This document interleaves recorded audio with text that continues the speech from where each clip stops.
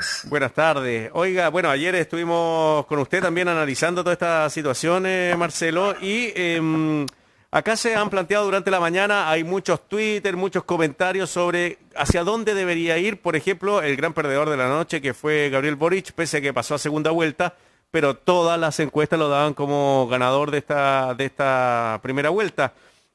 ¿Hacia dónde debe ir el discurso? Se criticaba que siguiera utilizando el compañero o compañera, el tema de los voceros y voceras que tiene. ¿Hacia dónde debería ir la candidatura de Boric para tratar de remontar o ganar la segunda vuelta? Bueno, mire, discursos y también lo que representa simbólicamente cada uno. Creo que hay que leer los dos planos, ¿no? Que no me parece que haya que sobreinterpretar el tema de los discursos. Efectivamente, Boris debería hacerse cargo de la demanda de estabilidad y orden, que parece ser un tema que no siempre el progresismo lee bien, de buena manera. Chile es un país que durante toda su historia, desde 1833, se ha ido construyendo en base a instituciones que son altamente autoritarias. Uno deberá pensar que algo de eso no va a cambiar. Claro. Y por lo tanto los países son como son y no como uno quisiera que fueran. Y las transformaciones culturales son lentas. Por lo tanto, huele a, como hay una canción que dice, huele a peligro, huele a exceso de ingenuidad de ciertos sectores del progresismo creer que van a cambiar las cosas de un día para otro con solo decirlas. Entonces, yo diría que hay que corregir el equilibrio entre orden y transformación hoy día en Chile es muy complejo, porque por una parte, efectivamente el 18 de octubre existió, y existió el plebiscito de entrada y la elección de convencionales con los resultados que tuvieron, y eso expresa una demanda social de transformación que es indudable. Pero no hay que marearse con eso, porque hay una demanda de corto plazo que tiene que ver con los efectos de la pandemia y que tiene que ver con el daño colateral de la crisis social y política y de la violencia, del uso político de la violencia, que también hay que saber leer. Entonces yo diría, por una parte, un impulso a la transformación de largo plazo y por otra parte, una necesidad de atender el daño colateral que deja la crisis política, pero también la crisis de la pandemia, que son temas de corto plazo. ¿Cómo se equilibra eso en un programa y en una estrategia comunicacional? Es el desafío que tiene Gabriel Boric y su equipo, que creo que definitivamente no lo ha resuelto bien. La gran mayoría de la sociedad chilena no son profesores universitarios ni son parte de la pasarela progresista que existe en todos los países. Finalmente eso termina siendo un discurso de nicho y construyendo un discurso autoengaño que le hace mal incluso a la izquierda. Entonces estamos en una situación compleja desde el punto de vista discursivo, pero desde el punto de vista para Boris, desde el punto de vista de lo que representa Kast y Boris, para que Boris pueda ganar, tiene que ganar la lucha por las imágenes. Yo creo que un tema que le ha afectado severamente a Boris es que buena parte del país no cree que él sea capaz de conducir un gobierno exitoso, aunque pudiera hacerlo, y quizás podría ser la mejor alternativa del país, pero buena parte percibe de que Gabriel Boric podría no ser capaz de conducir un gobierno en Chile en este momento histórico. Y ahí también hay una batalla simbólica que Boric debe poder ganar para triunfar el 19 de diciembre. Sí, me gustó esa frase, los países son como son y no como uno quiere que sean. ¿Cómo es Chile? Es un país, porque además estoy recordando que no hubo otro país en el mundo que pasara 1 año y medio con estado de excepción en pandemia, digamos, y con toque de queda. ¿Cómo somos? Y te lo pregunto porque hay gente que cree que el país es de izquierda, que el país siempre ha tenido una fuerte raigambre de derecha, que puede ser de izquierda y autoritario a la vez, o conservador. ¿Cómo es Chile? ¿Cómo es el Chile de hoy? Además, hace un rato hablábamos del votante de Parisi, que era el votante probablemente que desde siempre en el norte votó por el progresismo, por la centroizquierda. Es ya una persona liberal. Cobra sentido la tesis de Carlos Peña una vez más, que lo que quiere la gente es bienestar, pero ese bienestar es sencillamente economicista, que lo que quiere es plata para llegar a fin de mes, poder participar del capitalismo, de la promesa del capitalismo como otros lo han podido hacer. ¿Cómo es hoy el ciudadano en Chile? Bueno, yo creo que nuevamente es un diagnóstico súper complejo, Lucía, porque cómo es el ciudadano. Ni siquiera yo me atrevería a decir que es el ciudadano en singular, porque depende, si tú miras, por ejemplo, el estallido social, depende del estallido social que mires. Depende si estás mirando Plaza Dignidad, Plaza Ñuñoa, la periferia de Santiago, los sectores donde el Estado no existe y quien predomina son los patrones narcos, provincias, el norte y el sur, que son tan distintos. Mira la votación de París. Entonces, ¿cómo es la ciudadanía en Chile hoy día? Bueno, diversa, te diría, en primer lugar. No todos quieren lo mismo. No todos y todas quieren lo mismo. Y hay que saber leer esas contradicciones, esas discontinuidades. Es un diagnóstico complejo. Lo concreto que me parece a mí que habría que rescatar después de los resultados de ayer es que Chile no es un país nuevo después del 18 de octubre. Es un país que, si pretende ser un nuevo país con convicciones más liberales o con un mayor nivel de equidad, hay que construirlo. El diagnóstico del problema no es la solución del problema. Y por momentos, ese discurso o esa cultura alocatón, moralista, puritana, neovictoriana de la izquierda, me parece que no deja de ser un discurso de élite y de una ingenuidad propia de política universitaria. Entonces, estoy tirando titulares fuertes, pero creo que es bueno hacerlo, porque es el momento de tener una mirada autocrítica cuando tienes una votación que a 6 meses de la elección de convencionales constituyentes te muestra que la derecha no estaba muerta, sino andaba de parranda solamente.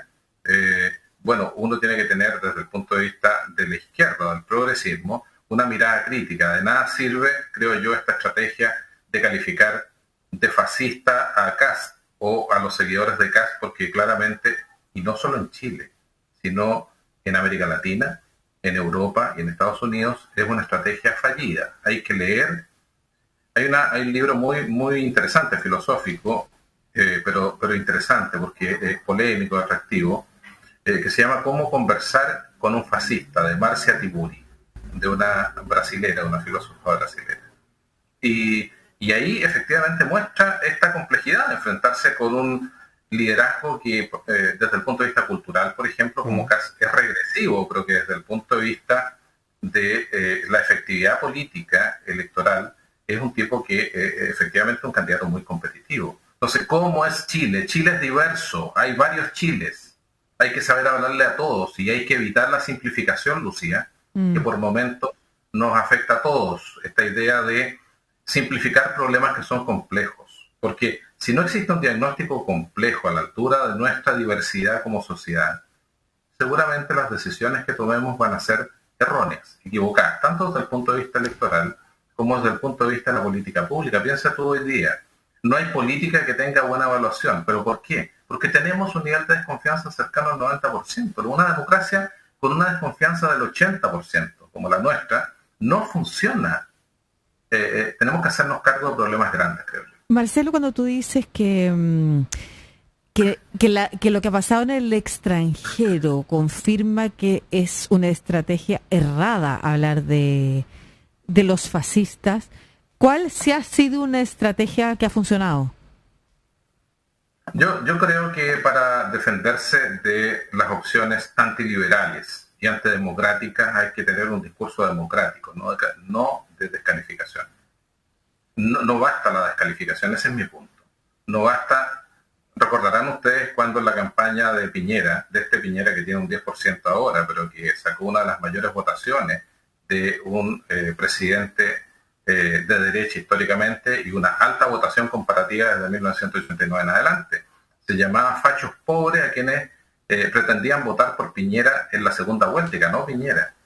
Bueno, de la misma manera, el Partido Demócrata descalificaba a aquellos que pretendían votar por Trump y ganó Trump. Entonces creo que la descalificación es ineficaz electoralmente y eventualmente demuestra también una cultura antidemocrática por parte de sectores progresistas. Hay que entender que a la democracia se le defiende con más democracia y con una discusión un poco más seria respecto de nuestras propuestas que son distintas a las propuestas de la otra vereda. Creo que es importante fortalecer el debate programático, una de las razones por las cuales para algún sector de la sociedad Boric puede ser una candidatura que no representa, que no da confianza como jefe de gobierno, es porque la discusión programática de Boric debería haber sido más consistente.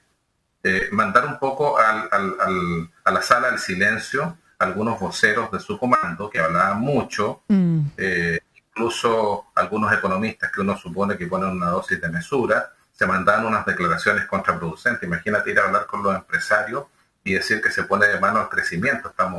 Estamos realmente en una situación casi delirante ahí, ¿no?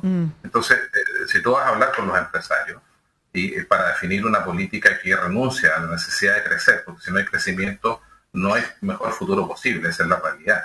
Nuevamente el mundo es como es y no como quisiéramos que fuera. Entonces, creo que se están pagando los efectos de una buena campaña de CAS, pero también de errores propios, no solamente del comando, sino un conjunto de gente que rodea la candidatura de CAS, tuiteros, gente de redes sociales que le hacen un flaco favor, ¿no? Sí, quería comentarle, cuando Ricardo Lagos pasa la segunda vuelta, tengo entendido que decidió sacar a toda su primera plana, a todos sus voceros, cambiar a aquellos líderes que lo acompañaban. ¿Es una situación que debería hacer Gabriel Boric? Mire, yo creo que lo que debiera en primer lugar resolver es la cuestión de la indisciplina en las voces que existen en su entorno más cercano. No solamente por la declaración de Sebastián Dépolo, sino por un clima dentro del comando de decir lo que a cada uno se le ocurre que puede ser más conveniente decir. Creo que más disciplina, creo que tiene que haber una autocrítica también que permita de alguna manera resetear la campaña, porque la actitud de soberbia moral en la que cae por momentos la izquierda en el mundo ha llevado al fracaso a la izquierda y al progresismo en la mayor parte de los casos. Entonces, creo que la humildad, la voluntad de reencontrarse con la ciudadanía, con las ciudadanías, con las distintas realidades y demandas que existen en nuestro país, algunas de las cuales son contradictorias. Reconocer que cuando uno pretende asumir un gobierno hay temas que no tienen una solución que sea igualmente beneficiosa para todos. Piensa tú en el problema de la macrozona sur.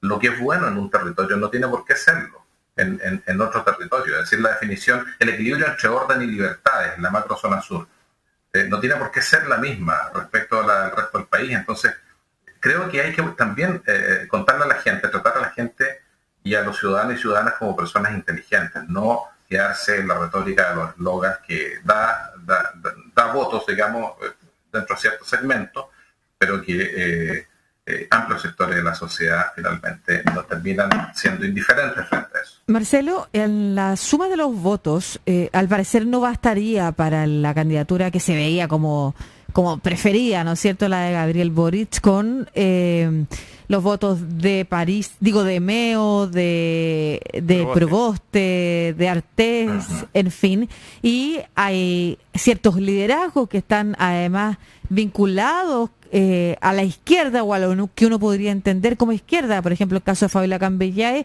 que ha dicho que lo va a apoyar solo si y pone condiciones que probablemente Gabriel Boric no pueda cumplir, porque significaría perder los otros votos que necesita. Entonces se ha hablado de la posibilidad de ir a buscar afuera, pero nosotros tenemos, y eso es lo que te quiero preguntar, un súper fortalecido grupo abstencionista. Y ahí no sé si tengo el dato correcto o no, y me gustaría saber qué dicen los estudios sobre si efectivamente es un grupo abstencionista que es el mismo siempre, en su mayoría, o es cambiante. Estoy hablando de en su mayoría, siempre hay gente que para una elección se puede descolgar, pero saber si son siempre las mismas personas que no votan y qué características tienen esas personas para saber si es posible efectivamente ir a buscar ahí votos.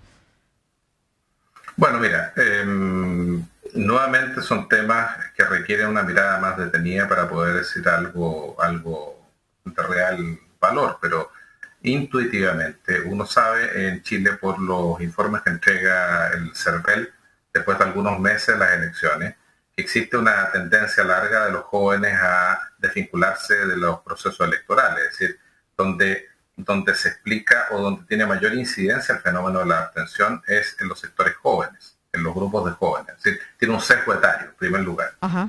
La gran diferencia en los resultados del plebiscito de entrada y la elección de convencionales constituyentes, esto se ha dicho hasta la saciedad, tiene que ver con que quienes no participaban, mayoritariamente jóvenes de 18 a 40 años, bueno, el borde superior de la juventud un poco relativa, pero digamos de 18... ¿Se escucha ahora o no? ¿Se escucha? ¿Sí? Ahí lo oímos, sí. Bueno, se escucha.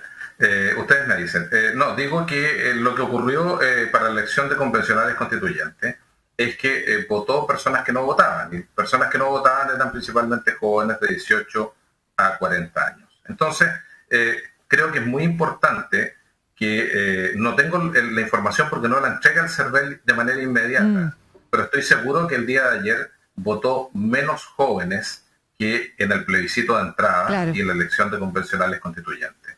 Si eso es así, en buena medida podría explicar por qué el techo de Boric ayer es tan cercano al techo que tuvo en la primaria. La primaria, claro. Es decir, ¿te das cuenta? Porque existió una incapacidad de movilizar a jóvenes. Ahora, los jóvenes vienen diciendo hace rato de que en las elecciones presidenciales y parlamentarias no votan. Y que en la elección de apertura del proceso constituyente y en la elección de convencionales sí votaron porque, bueno, era una gesta histórica y tenía una épica gigantesca, y además se trataba de representantes para la convención que en su mayoría no pertenecían a la élite política, es decir, es un grupo con un sello anti-oligárquico muy fuerte. Claro, entonces, ¿qué es lo que puede haber pasado? Perdón, concretamente lo que puede haber pasado ayer, por ejemplo, con votantes que votaron por Fabiola Campillay, pero que no necesariamente hayan votado en el resto de las elecciones, se pueden haber abstenido. Bueno, Fabiola Campillay dijo que se había abstenido, y eso es una señal de un cierto sector cultural en Chile que desconfía de la clase política. Y debo decir que Boric, aunque tiene una historia corta política, ya está instalado como un representante de la clase política en la medida que firmó el plebiscito, el acuerdo para la nueva constitución y todo. Bueno, entonces creo que, por eso digo que hay un tema de ingenuidad de ciertos sectores, y acá no digo solamente de la élite, también digo de la sociedad civil. Hay un déficit de formación política, son todas tareas largas. Entonces creo que el abstencionismo de los jóvenes castiga a Boric. Si no logra cambiar ese switch en los jóvenes que no fueron a votar el día de ayer para el 19 de diciembre, me temo que la posibilidad de dar vuelta a este resultado para Boric es difícil. Por último... Ahora, en términos, perdona, solamente decir algo, en términos del acarreo de votos de una candidatura a otra, así como un fardo de ropa americana, eso no creo que sea tan posible. Ya, ¿y el camino de Kast está más fácil? Hoy día con los resultados claramente tiene el camino más fácil Kast para llegar primero el 19 de octubre, pero el 19 de diciembre, perdón. Pero esta elección nos ha demostrado que la aguja de la opinión pública es extraordinariamente ciclotímica a la denuncia, a los escándalos que se ofrecen, que nos regalan las distintas candidaturas.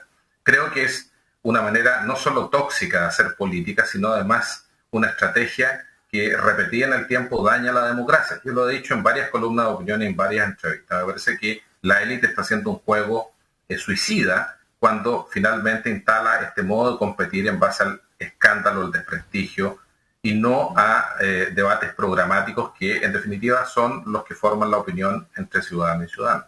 Sí, que es un poco también lo que ha pasado en la derecha, en el Partido Republicano de Estados Unidos, ¿no es cierto? Cuando se le da espacio a una derecha populista, es muy difícil recuperar los liderazgos de una derecha más seria, más tradicional, y terminan quebrándose, terminan quedando subsumidas a estas otras fuerzas que si no encuentran un liderazgo parecido e igual de disruptivo, no logran convocar votos para el sector completo. ¿La derecha nuestra está corriendo ese riesgo también?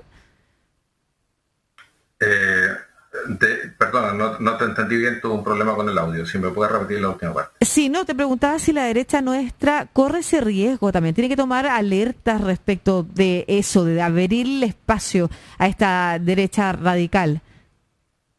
Sí, mira, yo creo que efectivamente en ciertos aspectos del programa Kast es un tipo que corresponde a un liderazgo de la derecha radical, principalmente en temas valóricos.